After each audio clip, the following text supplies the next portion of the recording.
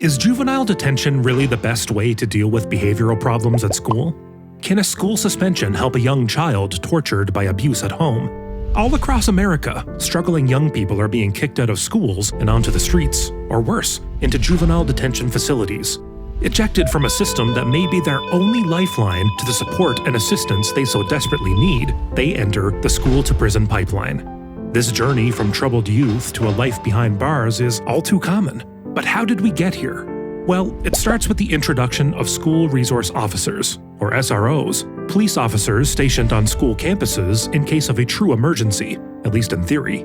First introduced in 1953, SROs have become much more common over the last several decades and are now stationed in over 40% of American schools. And of course, when an SRO is available, teachers are far more likely to hand over a difficult student to the police instead of addressing the issue themselves. The stats speak for themselves. Schools with police officers on campus have almost 5 times more student arrests than schools that don't. This means 5 times more students are introduced to the juvenile justice system and all the troubles that come with it.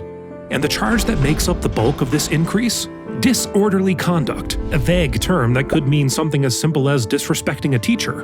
The problem has only been further compounded by zero-tolerance policies that lead to suspensions for minor issues like talking back to a teacher or skipping class.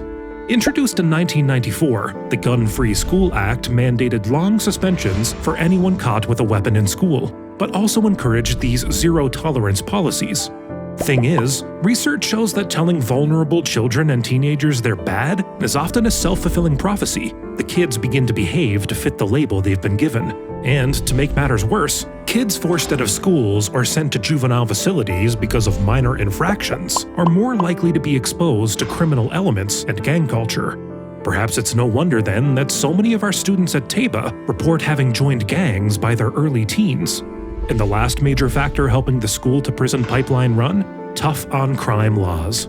These laws push harsh punishments and focus on incarceration over help and rehabilitation. They've made it so that even a juvenile can trigger 3 strike laws that mandate long sentences for repeat offenders, landing young people in jail for long, unnecessary sentences over minor, non-violent crimes. Some tough-on-crime laws even require certain juvenile crimes to be tried by adult courts and make tough punishments mandatory, regardless of circumstances. That's how Amin, a TABA student who was arrested for possessing less than 1 gram of cocaine at the age of 17, ended up in prison with 3 life sentences. The tragedy is, these kids are not lost causes. They are simply struggling. With support and care, they could flourish. How do we know? Because we've worked with so many of them here at TABA. Like Abdul Kabir, a TABA student who translated the entire Quran, including an introduction to its grammar, while incarcerated, and Khalil, who completed a master's degree in public administration. How is it that kids who struggled in school and entered prison early are doing so well behind bars and upon re-entry? It's simple. The American justice system is broken from the ground up. We at TABA Foundation serve incarcerated Muslims, one of the most underserved prison populations. This video is part of a series on the US prison system and the Muslims inside it. To learn more about it, check out the link in the description below and sign up for our email series. To support our work, head to tabafoundation.org.